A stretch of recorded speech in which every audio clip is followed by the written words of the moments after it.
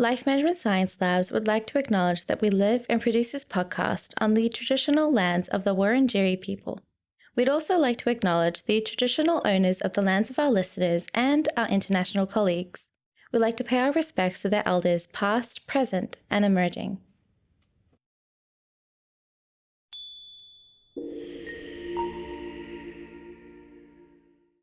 Hey everyone, and welcome to Raising Parents, the Parenting Science Insights podcast, produced by Ellen Massell, the Life Management Science Labs. We are champions of life management science, providing structured insights informed by science and inspired by practice on key aspects of conscious living. Each week, we bring you scientific and practical insights on each element with the expert knowledge of professionals in the field. I'm your host, Dina Sargeant. Let's get started. Hey guys, and welcome back. One thing I learned very early is how much punishments don't work on most kids. I remember getting put on the naughty step quite often and being told to sit there very quietly and think about what I've done. I was always that child who got up because there was nothing really holding me down there. And once my parents realized that, it was kind of the end of that form of discipline and that form of punishment because I was never the child to sit still. One guest today has a very different view on punishment when it comes to children. Whether at home or at school, he affirms that most children need problem-solving skills instead of punishment. He is an award-winning psychologist, an associate professor at Harvard Medical School, and also the founder of Think Kids. Dr. Stuart Ablon, thank you so much, Stuart, for joining me on the show today. My pleasure. Thank you very much for having me. Now, with a lot of the ideas that you sort of promote, really redirecting the traditional views, what made you realize that there was more to discipline than just the kind of punishment that I mentioned? Well, I think the main thing is I started off my career in psychology working with kids who really struggled to manage their behavior. And frankly, they seem pretty miserable. And their parents, their teachers, everybody around them seemed pretty miserable. And, what I said to myself is, gosh, if it were just as easy as these kids needed to try a little bit harder, they needed to sort of be motivated with traditional disciplinary methods to behave better, I think they already would have done it because this is no fun for them. So I really was thinking to myself, there's gotta be something else going on here. This can't be as simple as these kids aren't trying hard enough to behave well because it seems like that would be an easy fix and they're pretty miserable. So, especially when you talk about the importance of problem solving as well, what was the connection that you found between child's behavioral issues and the sort of solution that problem solving has? Sure. Well, first of all, as I mentioned, it just doesn't really add up that challenging behavior can be due to simply a lack of motivation for kids who are really struggling, like I was just saying. But in addition to that, there's actually been almost a half a century of research at this point in the neurosciences that has shown that when kids struggle to manage their behavior, it's not that they lack the will to behave well. What they lack are the skills to behave well. And there are a whole bunch of different kinds of skills related to things like problem solving and flexibility and frustration tolerance. And those are all skills that can be taught. So it just makes sense that if kids are having a hard time with their behavior because they're struggling with certain skills, well, then shouldn't the way we parents and teachers respond be by trying to help them build the skills they need to behave better as opposed to simply rewarding or punishing them for their behavior? And I think especially when for teachers, for example, if you're dealing with 30 kids in one classroom, those skills, if they're not taught by earlier on with parents and with other teachers, then there's sort of that disconnect of, okay, how do I manage 30 kids with all very different behaviors as well? Yes, which is a challenge for educators for sure. And oftentimes for parents too, when things aren't going so well, we look for some easy, quick fixes. And when you've got 30 kids in a classroom, you need some quick fixes. The problem is that traditional discipline not only doesn't work a lot of the time, it actually can make matters worse a lot of the time too. So then you end up spending even more time as a result of disciplinary actions that and interventions that don't address the real root of the problem. Yeah, because I definitely remember being a teenager, and whenever I got below grades than I was supposed to, then I lost TV privileges. I lost all those other things. So it sort of built up like, okay, kind of expect that when it happens. So it wasn't such a big impact as it sort of Yes. evolves. So that's sort of the big way where I really think that your idea of problem solving really fits in and sort of changes that child's idea rather than just like sort of them expecting all the negative things that were to take place. Right. And, when the kids come to just expect, oh, here comes another punishment, they sort of tune out and it doesn't make much of an impact. And I want to be clear that it's not like there isn't ever a time for punishment or rewards or things like that. It's just we should use those things for things they work for and not for things they don't work for. And that's another thing that there's a lot of research has shown that rewards and punishments and things, they supply motivation, external motivation to behave better, or they remind kids of how we adults want them to behave. So if a kid is behaving poorly because they're confused about how they're supposed to behave, or they just aren't trying hard enough, well, then it might work. But what I like to remind people of is if anything else is getting in the way, other than just not trying hard enough or being confused about how you're supposed to behave, I wouldn't expect a reward and punishment to work, because that's, they don't work for other things. They work for those two simple things. They don't help build skills. They don't build relationships between authority figures and kids. And they also don't help kids stay calm when they have a hard time staying calm in the first place so that they can think straight. No, that's very true. And thank you so much for that introduction into what we're talking about today, and also the negatives when it comes to punishment. Before we get started, I love to start with a little bit of a quick fire little game, sort of to get to know you as a person before we get to know you as a professional. Sure. Now, to start off with, do you have a favorite book? I always struggle with that question when people ask me, because I do have a favorite book, but my favorite book is always whatever my favorite that I've read recently is, because, there's so many different books that I couldn't possibly pick my favorite, because I've loved so many, and so many resonate with me for different reasons at different times in my life. So I like to answer it more with what am I reading now or recently that I love, because if I don't love a book, I usually stop reading it. In fact, my father once told me life is too short and there are too many great books to read a book that you don't love. So bail if you don't like it and move on to something else. So right now I'm reading, I think the title is Tomorrow and Tomorrow and Tomorrow, which I'm really enjoying.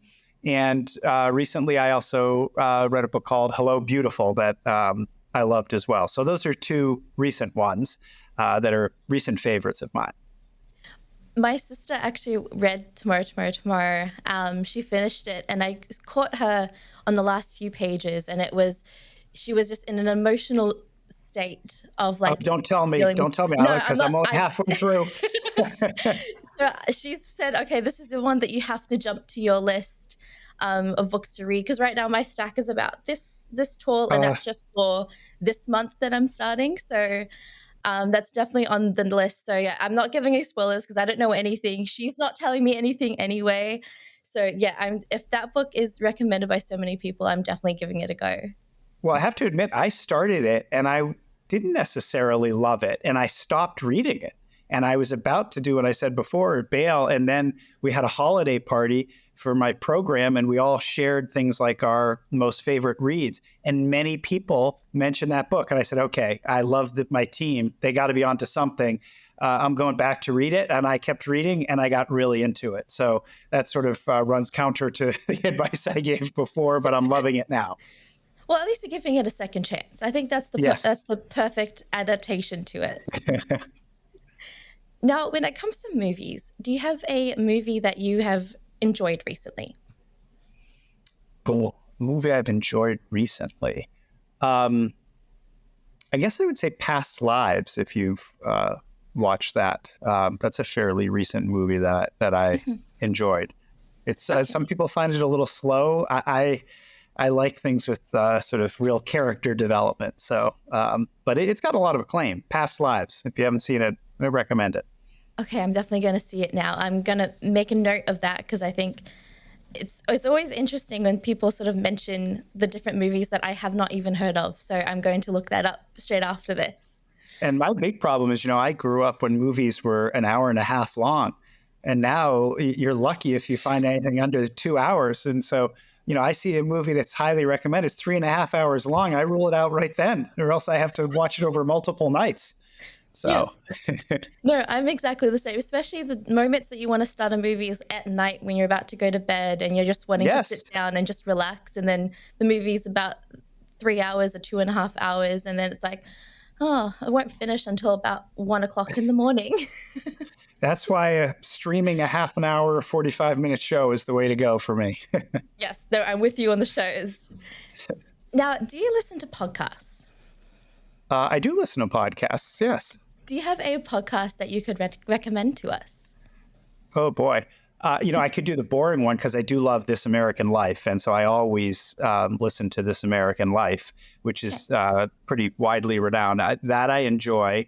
And then I'll be honest with you, lately I've been listening. I'm a big sports fan too. And I'm from Boston, Massachusetts. And the Boston Celtics are our basketball team here. And I've been listening to Boston Celtics podcasts, getting to know the players. And so that's a little bit of my escape. And I've been enjoying that. No, I can understand that. I am a big NFL fan. Oh, you are? Okay. Yeah. So when the Chiefs got through, and it's not because of Taylor Swift, I will say, but when the Chiefs got through, I was very excited. So I started watching documentaries on NFL from a lot of, either it's from KO or it's from Netflix that are sort of coming out, and I'm just like sitting there watching. But I'm going to start getting into basketball because I've got a few friends who are big fans of it. So I'm going to start maybe watching a documentary or two. Did you watch Quarterback on Netflix? Because I did see that. That was fun. But being from Boston, I'm a Patriots fan, so we might have to agree to disagree with the Chiefs. Yeah. So I feel like there's 3 topics you shouldn't mention: politics, religion, and sports, because everyone's on a different team. Especially as somebody from Boston. Yes. Yeah, very, very different. Now, do you have a role model that you find yourself looking up to, either in your professional or even personal life? Wow. Well, a big influence in my life was my grandfather, who passed away a couple of years ago at 105 years old. Wow. And he had, grown up in the rural South of the United States in the beginning of the 20th century, early 1900s. And so sort of what he saw and learned over his lifetime was pretty amazing. And he passed on all these sort of wonderful lessons to me. So he's somebody I've always looked up to and considered a role model, and still often think about what would he do in a situation like this? What would he say? How would he handle this? So I'm going to go with my grandfather. Oh, that's perfect. I love that role model. I love that kind of influence. I think it definitely shows a lot to your character as well, sort of developing from family knowledge and family influence as well. So that's highly regarded in my book. Yeah, thank you. Well, I could have said Taylor Swift, but I'm going to go with my grandfather. Yeah, don't get me started on Taylor Swift, because that's happened before and my brain has focused on that the entire time. So thank you so much for answering those questions. Now, I know that everyone has a very different view into what parenting is and what being a parent would mean. So to your either professional or personal experience, do you have a definition to what parenting is? Definition of parenting. Wow. Parenting, I don't have a stock one, but I guess what I would say is that parenting is when we do the best job we can to try to care for, teach, educate, and nurture our children so that they can lead a successful and fulfilling life themselves. I think that's what parenting is. And by the way, it's extraordinarily hard and extraordinarily rewarding at the same time. Yeah, that's a funny thing. It's a kind of a double-edged sword when it comes to parenting, because it's either you can do really well or you can do really badly. Or well, and look, here's the thing. Parents get blamed. I mean, we're going to talk later about challenging behavior. Parents get blamed all the time for their kids' behavior. And honestly, and we get a lot of credit when our kids do really well. And I have to say, I think we don't deserve nearly as much blame or credit as is usually assigned to parents. But we do the best we can. It's a tough job. But I've got 3 kids myself. It's also one of the most rewarding parts of life. Mm-hmm. So with that, what do you think expectant parents would need to be aware of, sort of going into their transition to parenting? It's a great question. It's interesting because we do a lot to educate parents about certain aspects of getting ready to have a child, like making sure that the child gets out healthy. But after that, we don't spend a lot of time teaching parents the tougher parts, which are actually how to handle different developmental milestones that are hard, including, early on at, 2-3 years old, where behavior gets very challenging. And, I wish we taught parents more about how to understand why kids sometimes have a hard time managing their behavior, and also what you can do about it, aside from just relying on what I call carrot and stick approaches to try to make your kid do what you want them to do. Mm-hmm. No, I definitely see emotional development being the toughest aspect of raising a 2 to 3 year old, because a lot of their emotions, they're not knowing, okay, to talk through their emotions or to at least sort of motion with their feeling. And instead, they end up throwing everything, or they end up um, just being strange in a whole other ways, or being and there's always that feeling, okay, so how do you manage the emotion parts to it?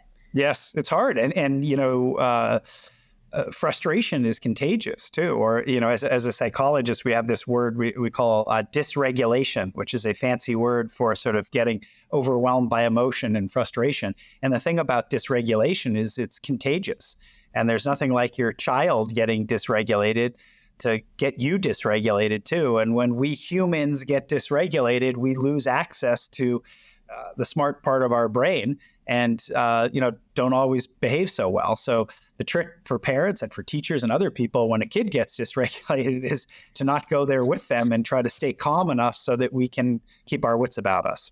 Mm-hmm. So what potential sort of long-term effects can punishment really have on a child's sort of emotional well-being?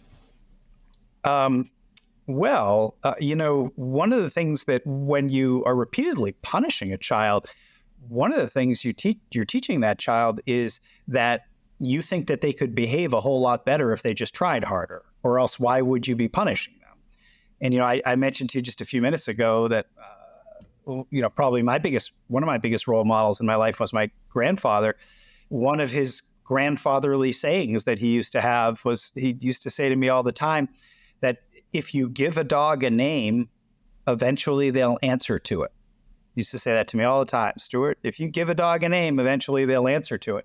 And the reason that's so relevant here, for instance, is if you treat a child like they're a bad kid, aren't trying hard enough, are lazy, unmotivated, etc., don't be surprised when they start to look like and talk like and act like that as well. Because if you give a dog a name, eventually they'll answer to it. So a lot of punishment can have a lot of negative effects on a kid's sense of self, of how they see themselves in the world. And the only reason you would punish a kid a lot is because they're not doing what you want them to do, or they're doing things you don't want them to do. And if that's the case, there's something else going on. And as a parent, what you want to communicate is, I'm sure you're trying your hardest, which is the opposite of punishment. I'm sure you're trying your hardest. Something here must be tough for you. I must be missing something. Something's getting in the way. How can I help? How can we work together? That's the message you want to send, not, I think you could do better if you just tried harder. Mm-hmm. And so how does those practices on those certain types of punishment, how does that also impact a child's perception on authority figures as well, sort of later on down the line? Yeah, it's a great question. Well, because people, if you actually ask young children, to define what authority figure means, it's scary. Because what they'll say, because I do this a lot. I ask people all the time. I ask kids, what is your definition of an authority figure? And people will say things like people who tell you what to do, people who have more power than you, people who try to force you to do things. And if that's who authority figures are in our world, we're in real trouble. And really, I think what we want to be shooting for is an authority figure should be somebody who is good at understanding complicated problems and figuring out solutions to those problems, and not somebody who just leverages their power over someone, being bigger and stronger, to control them. Because here's the thing, if we teach, kids that the bigger, stronger person wins, well, guess what? What's going to happen when they're bigger and stronger than us? They're going to be eager to take the power back. And so, I always tell parents, the sooner you teach them that, authority is not about power and control. Authority is about trying to be a helper in an effective way. The sooner the kid's going to learn that and be eager to embrace that role themselves. Because when you talk about authority figures, I sort of quickly flash back to that scene of Matilda between the dad and Matilda herself, where she's in the parking garage and said, I'm smart, you're dumb, I'm big, you're little, I'm right, you're wrong. And that's immediately how I sort of see an authority figure, because especially in films as well, you see so often about the parents, if they're bad parents, then they're sort of really hovering over a child, and the camera work does really well in sort of hovering over and sort of making it seem like the child is always in the wrong. Yes. Yeah. And, there's also this sense of authority figures are supposed to always have the right answer, and they just need to tell people what to do. That's not what a good authority figure is. A good authority figure is somebody who asks a lot of questions and is good at understanding things. And by the way, kids have great ideas too. So it's an authority figure is not about having all the answers at all.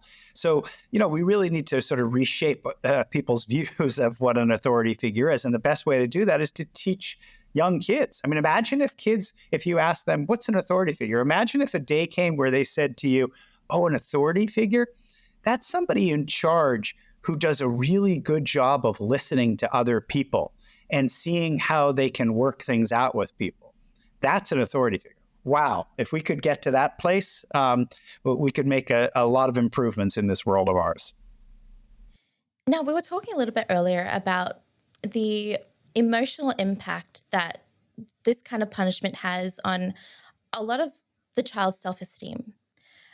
If dealing with that situation, how can parents sort of take the time to really repair those kind of negative impacts and sort of build the child's resilience and sort of build their own voice as well to how situations can be solved? Well, so first of all, if you're talking repair, as a parent, if you've been using a lot of punishment or for instance, the other side of the coin is rewards, right? We're talking a fair amount about punishment.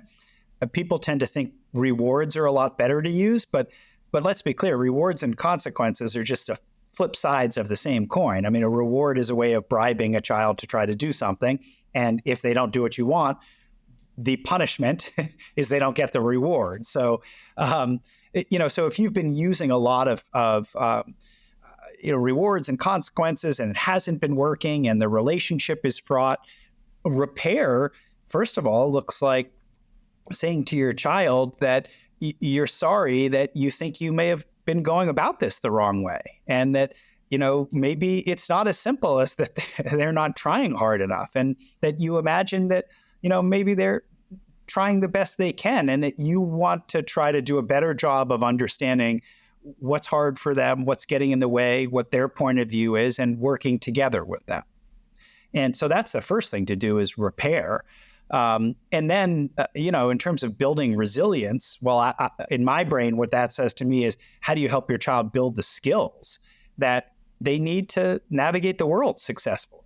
Mm-hmm. And this takes us back to what we talked about a little bit at the very outset together, which is, as humans, all of us as adults, you, me, everybody else, we need good skills in things like being flexible and tolerating frustration and problem solving to manage ourselves well. And if we don't have those skills as adults, well, guess what? We behave in not so wonderful ways at home and at school and at work and things like that. So, I think what we need to focus on with our kids is how can we help them build those skills? And one of the first things you can do also is just concentrate on listening to your child first and foremost, on really trying to let them know that you care what their perspective, their point of view is, that's a good start to repair and the road of how do I help my kid build the kind of skills that they're going to need to be successful in the future. Mm-hmm. And that must be so tough. Like we're talking about parenting being tough, especially if you sort of learned that kind of view on the discipline, that kind of discipline growing up. And that's kind of how you see parenting and how you see, it must be hard to sort of have to unlearn a lot of that in order to really change the mindset. Yeah, it can be. And look, a lot of people will say to me, I mean, look, I was parented the old school way and I turned out fine, so I'm going to keep doing it. And I always chuckle a little bit and I say, you know what? I'm not so sure we all turned out so great. I mean, when I see a lot of stuff happening in the world right now, I see whenever there are problems in the world, people line up and figure out who's bigger and stronger. And those bigger and stronger people try to impose their will upon the others. And the other people get understandably very angry and frustrated and resentful. And there's all kinds of problems that happen. And so I actually don't think we've done a very good job of raising children historically who are empathic, good listeners, good problem solvers, and don't rely on power and control to try to solve problems. So, sometimes I will help parents try to see that. Other times I'll say, look, my feeling is the philosophy that we teach in our work, it goes like this. Kids do well if they can, which is to say, if a kid could do well, they would do well.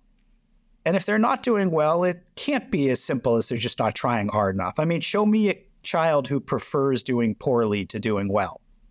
But by the way, the same applies to parents and teachers and everybody else too. Parents do well if they can. Teachers do well if they can. No parent wants their child to be poorly behaved. Of course not. They're doing the best they can to handle the situation as well. So if you can discuss those things, it can help us parents to have a more empathic mindset, a more compassionate mindset that we can approach our children with. Now, in your experience, what are some of the common misconceptions about discipline that a lot of parents might have? Well, I mean, a lot of parents think that if you don't, use a lot of consequences and punishments and things that kids will never learn to take responsibility for their actions, for instance, or they'll never learn to be held accountable or things like that. And, look, I always tell parents, hey, I don't know that kids having to suffer a punishment is being held accountable or taking responsibility. To be honest, I think that's a pretty lame way to hold somebody accountable. I mean, if there's a problem you're having with your kid, if you really want to hold them accountable, you should involve them in trying to solve the problem so it doesn't keep happening. That's sort of the ultimate form of taking responsibility. So, that's one big misconception people have. Another misconception people have is that if you work hard to do a lot of problem solving with your child instead of traditional, discipline that's all about rewards and consequences, that you're sort of taking a lackadaisical approach or the easy way out. It's permissive parenting and things like that, which couldn't be further from the truth. I mean, actually digging in and helping your child to work on tough things and listen to them and solve things together, it's really hard work. That's actually a lot harder than just doling out punishments right and left. So there's a lot of misconceptions, honestly. And one more I'll add is people often say to me, well, if I don't use, rewards and punishments and things with my kid, traditional discipline, and I do a lot of problem solving with them, what's going to happen when they get into the real world? Because I hate to break it to you, that's not how the real world operates. If you have a problem with your boss is not going to say, oh, I'm really sorry, you've been late a lot for work. Let's talk about it and work it out. They're going to fire you. And I always say, look, there's no doubt that the whole world doesn't operate in a way that is very compassionate and empathic and problem solves together. But that's even more reason you need skills as an adult to handle when somebody comes at you with a heavy-handed response to something. You've got to tolerate frustration. You've got to stay flexible. You've got to problem solve to handle that situation well. So, I'm not under any naive assumption that everybody's going to treat you compassionately in the world if your parent does as well. But no, what I realize is it's actually more important in the world for us to have skills to deal with when people respond to us in a harsh way, than it is for us to sort of be hardened to that and just sort of know how to put up with it and trudge through it. So that's another misconception I would suggest.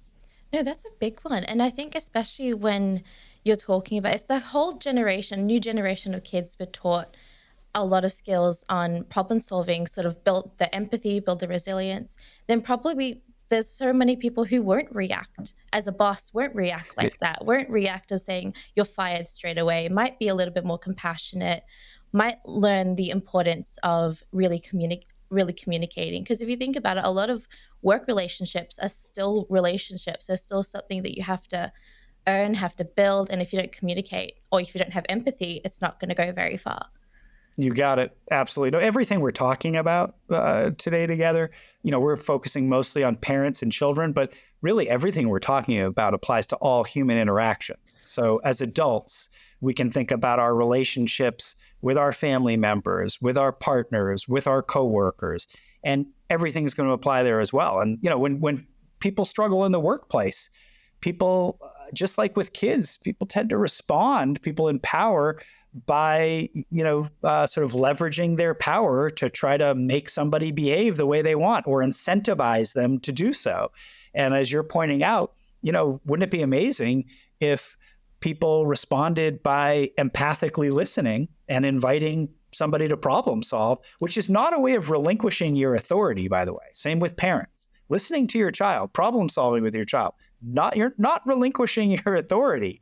In fact, as we described earlier, you are being a more effective authority figure, and you've got a better chance of your own concerns being addressed if you're able to pursue them collaboratively.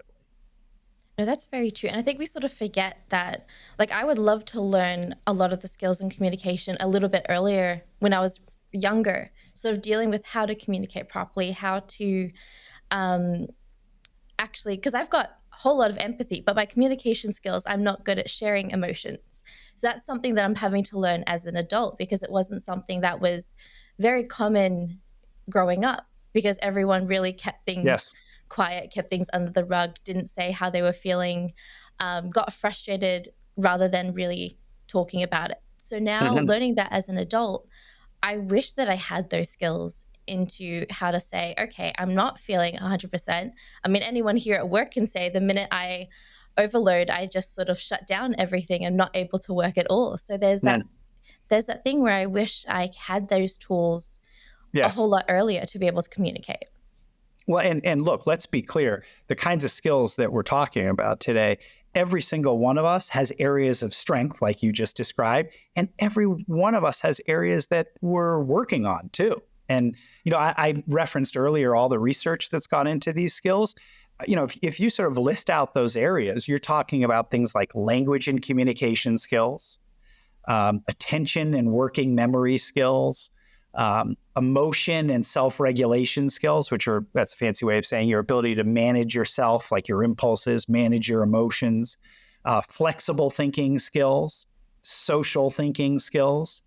And in fact, when we finish, at the end today, I can probably point people to where they can go to our program's website. You can take a little quiz. It'll only take about 10 minutes or so. That'll show you exactly where your strengths are in those 5 areas and where some of the areas are that you're a bit weaker and could use some help. That'll help you to be a better problem solver, be more flexible, tolerate frustration more effectively, which is going to be great whether you're a parent, a teacher, in your relationship in the workplace, et cetera.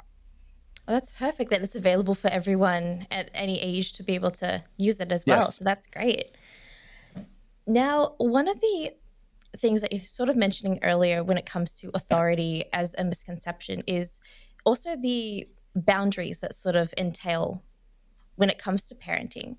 What are some of the effective strategies for establishing clear boundaries and expectations for a child that a parent can sort of have that conversation with? Right. Well, so I think you're making a really important distinction here, which is, people tend to focus a lot on discipline and less on clear expectations. Because, what I like to say is a child can't meet an expectation that they're unaware of or that is not something that they're capable of meeting. So as parents, the first thing we need to do before we spend a lot of time thinking about how to respond to poor behavior is thinking first about what are our expectations for our children? Are they clear? Are they realistic? And are they doable? And then the last thing is, have we articulated them clearly to our children? Okay, because I see lots of cases where kids are behaving poorly because the expectations are unreasonable for them, or they're not even aware of exactly what they are because they haven't been stated clearly. And that's not having anything to do with any form of discipline. That's just being clear about your expectations. And if you're clear and realistic and communicate them to kids, a lot of times they meet them. And then there's no question of how to discipline. And if they don't meet them, then at least you know it's not because they're not aware of them, because you've clearly articulated them. Now you can give some thought to how you're going to handle them. Because especially when it comes to, and I know a lot of parents sort of share that conversation when it comes to taking their children out in public, especially young kids, to cafes and sort of like helping them enjoy. And there's a lot of fear of the fact that the child will start running around and things like that. And one of the ways that my mom used to tell me that she did with us was that she would say, okay, you can run around, play around for a little bit, or you can go and play with toys for a little bit, but the second that the food sits on the table, you have to sit and eat. And then you can go back to what you're doing. You can't do both. So how do you sort of have those clear sort of expectations with the child? And for example, like sitting down at a cafe, and like, how do you have those conversations with them? Well, so the first thing you do is you make sure you have them before things happen, right? I mean, this is a part of a problem that we parents get into all the time. And as a parent of three, I know firsthand what it's like to, you're juggling so much that it can be hard to be proactive. But then you find yourself in the middle of the situation and your child is trying to eat and run around at the same time, and you're trying to run after them and tell them what you want them to do. And it's a mess, right? So as you said earlier, the best way to handle this is to just be thoughtful about, okay, where are the hot spots? Where's trouble happen? And say, you know what, when we're out in public at a cafe, sometimes that doesn't go so great. Okay, why doesn't it go so great? And let me think about what my expectations are, and let me make sure they're realistic. Because saying there's no playing, you're going to be sitting the entire time that we're there until we leave is unrealistic for some kids at certain ages. So be realistic, but then it's all about communicating them in advance. So we're going to the cafe. I think you're going to want to play some. To here's what we expect. Now, people then ask me, but what if the kid doesn't like what you expect? Well, here's an opportunity to talk it through, and you may shift your expectations with them based upon what they communicate, or you may not. You may say, no, that's actually what we expect. And, then you'll see if they meet the expectations. If they don't, you still have options for how to handle that, but you've clearly articulated what your expectation is. We get into most of the trouble because we haven't articulated it in the first place, or they're unrealistic. Mm-hmm. So do you have to do it consistently, sort of every time you do the same thing, every time you go to a restaurant or things like that? In the beginning, you do. I'm laughing because, when I first started doing a lot of work in schools here in the United States, I decided, since I'm a psychologist, not a teacher, that I should spend a lot of time just watching what happens in schools and watching really good teachers. And I said I was going to start in preschools and work my way up to older grades. And I remember I was in a kindergarten classroom that I'd been watching for some time. And they had two teachers, very experienced teachers, who were great at managing behavior. And their classes there was not much bad behavior. And one of the things I noticed is they constantly repeated themselves again and again and again. So they would say, I swear, they probably said 500 times a day to the kids to keep their hands to themselves. And one time I finally got up enough nerve to say, I ask them, I said, I can't help but notice you repeat yourselves a lot. Can you just explain why that is? And they said, this teacher said to me, who'd been teaching for 30 years, she says, oh, that's easy. These are young kids. They don't know how they're supposed to behave. So we're constantly reminding them of how they're supposed to behave. And that way, if they're not behaving that way, we at least know it's not because we haven't told them. So something else must be going on that we're going to have to work on. And let me tell you, it took care of so much challenging behavior from the start. And so it just reminded me at the early ages, whether you're a parent or a teacher, you are going to need to say it a lot. Now, be careful not to nag like crazy, but that might look like, okay, we're going to a cafe. Do you remember a few days ago when we went to the cafe? What did we say? How is it going to go? What do we expect? And just review. Now, the good news is if you do this a lot with your kids, by the time they get older, you're not going to be saying to your 16-year-old, okay, we're going out to dinner. Do you remember what we expect at dinner? This will be a well-worn path that they'll be very aware of. So finally, what are some key sort of actionable steps that you would love to leave with our listeners, sort of like a last step when it comes to sort of changing their way on discipline and hopefully probably change a few minds on how discipline works? Well, I mean, first of all, I'm going to go back to where we started in the very beginning, which is people need to remember that behavior is determined much more by skill than will. It is not as simple as kids simply behave well if they want to. Okay, no, kids do well if they can, not if they want to. But if they're not doing well, if they're struggling, listen hard. See, this is the thing. What I really would recommend to parents in terms of actionable steps is if your child isn't behaving so well, pick a situation like going to the cafe where they're not behaving well. Have a proactive conversation with them, not at the cafe right when it's happening, but proactively. And invite them to share with you why it's not going so well from their perspective, what's hard for them, what their point of view is. And only once you've heard them out and really listened empathically to them without trying to convince them of anything, but just listen, then you can share why you're asking them about this in the first place, why you're even concerned about it. And then invite them in to problem solve with you, to try to come up with some solutions that will work for both of you, that will address what you've heard from them and what they've heard from you. And if you can be proactive and collaborative like that, really practicing empathy, you'll find you probably will have a lot more success helping your kid to manage their behavior effectively. One of my friends, she has about, I think she has 2 kids. And they're all under the age of 5. One of the things that she finds really difficult is sort of just really listening to them because her mind is like, how do I answer that? How do I respond to that? What do I say? This is what I want to say afterwards. So how do you really shut your brain off to really just hear them? Yeah. That's such a great question.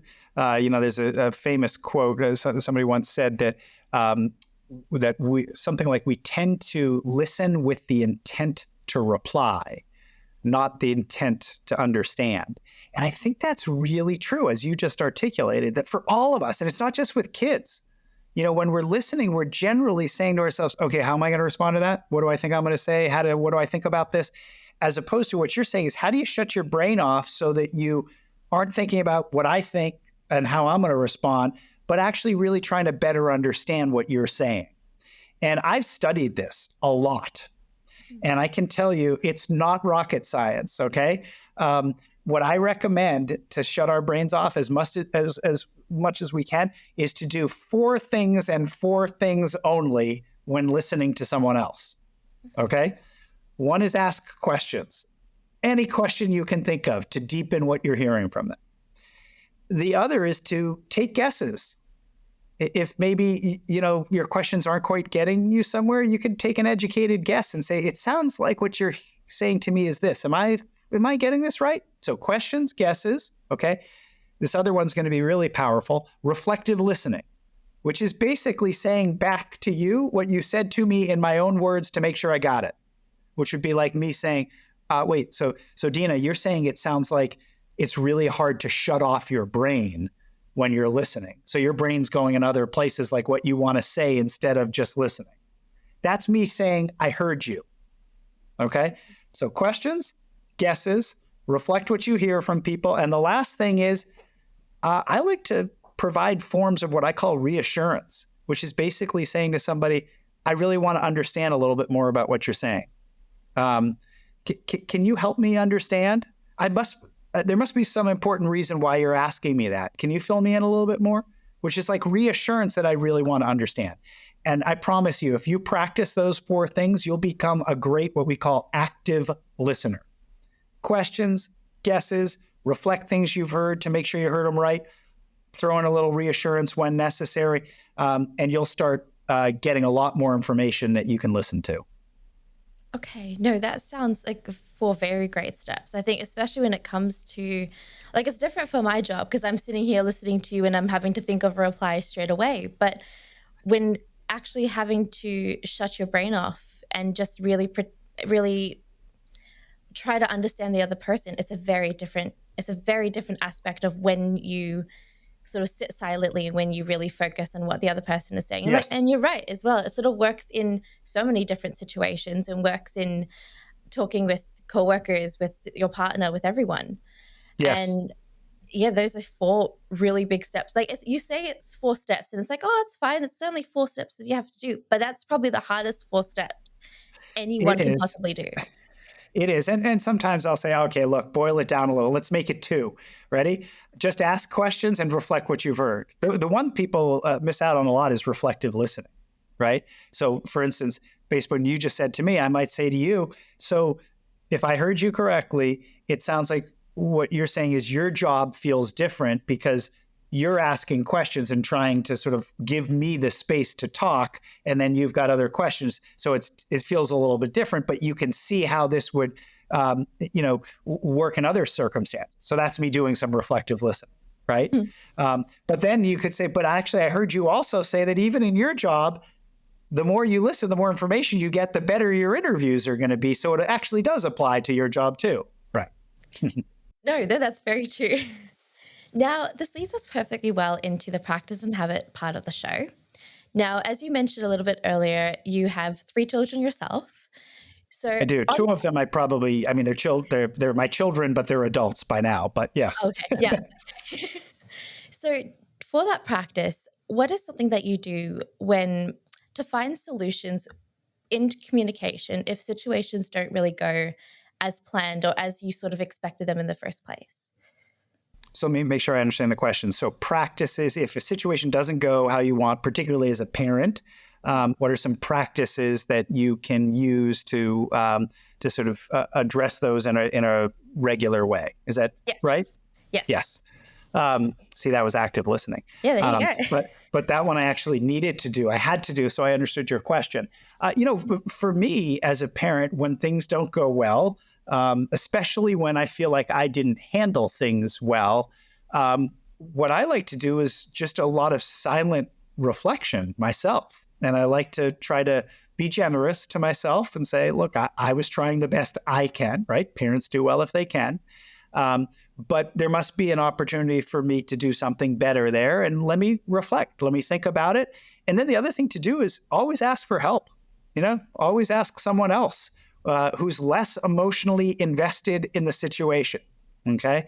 And just get their perspective or guidance on it. And then a practice I always have is trying to come back to it. Trying not, as parents, it's so easy to feel like we mishandled a situation and feel like I just don't want to go there again because it wasn't pleasant. So I'm just going to drop it. But trying really to come back, and even come back at times you need to apologize. Look, I didn't handle that so great. I'm sorry. Can I try again? Because here's why I wanted to bring this up. For instance, something like that. Mm-hmm. So particularly when sort of going through the silent reflections, what are 3 good things about this practice that you found has really helped you sort of improve your own parenting? 3 things. Well, I would say, first of all, you need to give yourself some time to have your own emotions settle down, which is one of the nice things about reflecting after the fact. When we're in the heat of the moment, it's very hard to think straight. And so some space is super helpful, number one. As I mentioned, number 2 is after you reflect, you can say to yourself, all right, how would I go and sort of reapproach this situation? So you can sort of almost rehearse a little bit yourself. And then number 3 is, as I said, it does provide you an opportunity to get input and perspective from other people as well. So I'd probably say those are the 3. Okay. So to counter that, what are some of the challenges that you have found with this practice? with the practice of sort of reflecting after as a parent. And Yes. one of the challenges is, sometimes when you're just reflecting silently, you can ironically get yourself more worked up, and find yourself jumping to conclusions. And that's one of the things I really try to practice myself too. We say be curious, not furious. Or another way to think about it is be curious, not judgmental. And so sometimes if you're reflecting yourself, you can begin to stew on things a little bit, and sort of jump to certain conclusions. And so you need to sort of resist that temptation and remain open-minded until you have a chance to talk again and to see if there's information that you can learn that will help you understand things better. Okay, well, that is a perfect I love the idea of silent reflecting. I think that works in so many different situations and just sort of allows you to build up that understanding. Like for me, that's where I sort of get worked up, especially because dealing with anxiety as well, reflecting is sort of what I would do in any situation. Say, even for example, there's a situation where someone said, "Oh, thank you, have a nice day," and or something like that. And I sort of reply something, "Oh, enjoy the movie." And then my reply is, "Oh, you too." So then my brain sort of goes over that every for like the next like 5 minutes sort of dealing with that. So that's where I sort of reflect in a lot of social situations. So it works in some situations, I would say. Some I sort of find myself getting worked up even further. Yes. Well, and when you get worked up in a situation like that, one thing I'd also encourage you to say is, if this were happening to your friend, what would your friend say? What would you say to your friend if your friend was saying, was sort of getting worked up, reviewing, oh, why did I say that? And that sounded strange, or what did they think of me, or things like that. What would you say to the friend in that situation? And that's an opportunity for you to try to practice that same compassion and understanding as you, with yourself. Because remember, here's the other thing. We've talked about kids do well if they can. Parents do well if they can. Teachers do well if they can. People do well if they can. We are all doing the best we can to handle situations that come at us with the skills we have. So we need to bring that mindset to ourselves as well and realize we ourselves are doing the best we can and have some empathy for ourselves as well. Yeah, well, I think if I put myself in my friend's shoes and what would my friend say to me, she'd be like, "Don't be stupid." So that that sort of clears up my mind very quickly if I think about it like that. Now, this leads us well into the open mic section of the show, and this gives you a chance to talk about something that you are passionate about or something that you even may want to promote on our show today. So in the last minute or so, I'd love to give you the floor and just share what you feel like today. Oh, thank you. As you can probably tell, what I'm passionate about here is helping adults and people of all kinds try to better understand behavior and to really understand that it's about skill, not will, and that those skills are really the skills that safeguard our mental health as well. So it's imperative that, we as a society really not only help kids to build those skills, but help everybody around us to try to build skills like flexibility and frustration tolerance, problem solving. And, there's some kids who really struggle with those skills, and those kids are horribly misunderstood still in homes, in schools, in all kinds of treatment programs. And so I have the privilege of running a program here in Boston, Massachusetts, in the Department of Psychiatry at Massachusetts General Hospital. The program is called Think Kids. And it's a program where we work very hard to help people better understand behavior and better meet the needs of kids who are struggling, whether that is in homes, schools, or anywhere else. And there's lots of great resources for parents, for educators, for anybody wanting to learn more about the work and our approach as well. You can find us on the web, thinkkids.org. Like I said, a lot of resources there, whether it's books, podcasts, things, we talked about earlier. You can go right to thinkkids.org, even as an adult, and take our thinking skill quiz, thinking skill assessment, and see, where your strengths and weaknesses are as well. So that's something I'm really passionate about, and I would love for people to come check us out at thinkkids.org and share our message and share the work. That's perfect. Well, I'll have that perfect well down in the link below, and for easy access for anyone trying to access So furthermore, when it comes to our listeners wanting to find out a little bit more about you, are there places they are able to go to, or is it just on ThinkKids? They can find, me on the web, obviously, as well, at my personal website, which is Stuart Ablon, my name, .com. People can also, I've written a bunch of books. Probably the most wide-ranging one is called Changeable. That's a good place to go. If people aren't big readers, it's available by audiobook. And I also try to stay active on LinkedIn and X and things like that to share my work there as well, so people can find me there as well.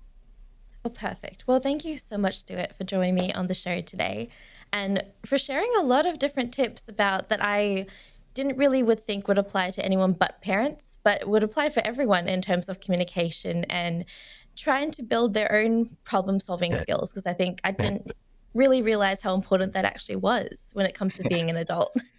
Well, thank you. And the book Changeable, I cover that a lot, which is what does this look like in our adult relationships, in the workplace, things like that. So I'm glad this resonated on that level for you as well. And I really appreciate you having me on and giving me the opportunity to share some about my work. So thank you. Oh, perfect. Well, thank you guys so much for listening. And I hope you guys learned as much as I did. I will see you all in the next episode. You've been listening to Raising Parents, the Parenting Science Insights podcast, produced by the Parenting Science Labs, a division of LMSL, the Life Management Science Labs. More episodes are available from 10 life management perspectives and can be found by searching LMSL on Apple Podcasts, Google Podcasts, Spotify, and other podcasting apps available on your devices. If you enjoyed this episode, please consider rating our show, sharing it, and subscribing to our channel, as it helps other people find it so that we can grow and bring you more quality resources. More of our work can be found on our website at pa.lmsl.net, where you can join our movement. I'm Dina Sargeant. Thanks for tuning in.